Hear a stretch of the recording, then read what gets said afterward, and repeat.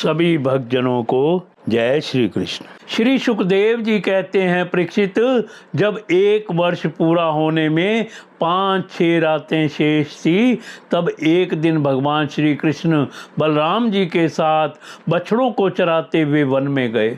उस समय गांव में गोवर्धन की चोटी पर घास चर रही थी। वहां से उन्होंने ब्रज के पास ही घास चरते हुए बहुत दूर अपने बछड़ों को देखा। बछड़ों को देखते ही गौओं का वात्सल्य स्नेह उमड़ आया। वे अपने आप की सुध बुध खो बैठी और ग्वालों के रोकने की कुछ भी परवाह ना कर जिस मार्ग से वे ना जा सकते थे, उस मार्ग से हुंकार करती हुई बड़े वेग से दौड़ पड़ी। उस समय उनके थनों से दूध बहता जाता था और उनकी गर्दनें सिकुड़ कर डील से मिल गई थी। वे पूंछ तथा सिर उठाकर इतने वेग से दौड़ रही थी कि मालूम होता था मानो उनके 2 ही पैर हैं। जिन गौओं के और भी बछड़े हो चुके थे, वे भी गोवर्धन के नीचे अपने पहले बछड़ों के पास दौड़ आई और उन्हें स्नेहवश अपने आप बहता हुआ दूध पिलाने लगी। उस समय वे अपने बच्चों का एक एक अंग ऐसे चाव से चाट रही थी मानो उन्हें अपने पेट में रख लेंगी। गोपों ने उन्हें रोकने का बहुत कुछ प्रयत्न किया, परंतु उनका सारा प्रयत्न व्यर्थ रहा। उन्हें अपनी विफलता पर कुछ लज्जा और बछड़ा गायों पर बड़ा क्रोध आया। जब वे बहुत कष्ट उठाकर उस कठिन मार्ग से उस स्थान पर पहुंचे, तब उन्होंने बछड़ों के साथ अपने बालकों को भी देखा। अपने बच्चों को देखते ही उनका हृदय प्रेम रस से सराबोर हो गया। बालकों के प्रति अनुराग की बाढ़ आ गई। उनका क्रोध ना जाने कहाँ हवा हो गया। उन्होंने अपने अपने बालकों को गोद में उठाकर हृदय से लगा लिया और उनका मस्तक सूंघ कर अत्यंत आनंदित हुए। बूढ़े गोपों को अपने बालकों के आलिंगन से परम आनंद प्राप्त हुआ। वे निहाल हो गए।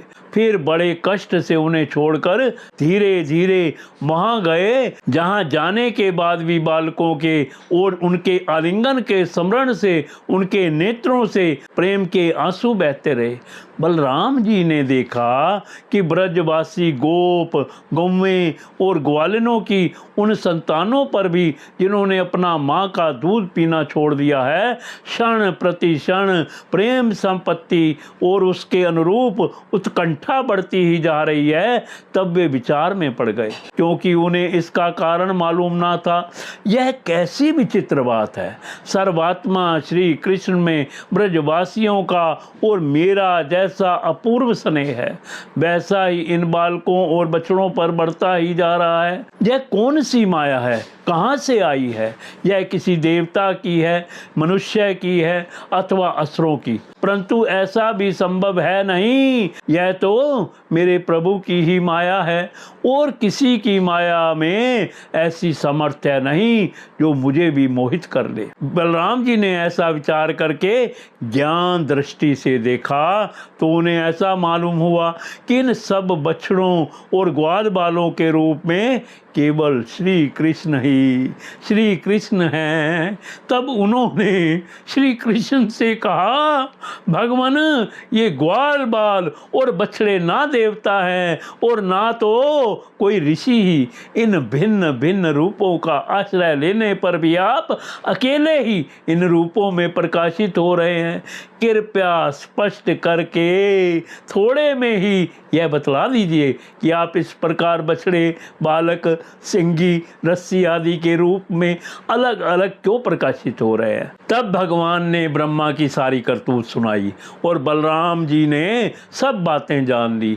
परीक्षित, तब तक ब्रह्मा जी ब्रह्मलोक से ब्रज में लौट आए। उनके कालमान से अब तक केवल एक त्रुटि, जितनी देर में तीखी सुई से कमल की पंखुड़ी छिदे समय व्यतीत हुआ था, उन्होंने देखा कि भगवान श्री कृष्ण ग्वाल बाल और बछड़ों के साथ 1 साल से पहले की भांति ही क्रीड़ा कर रहे हैं।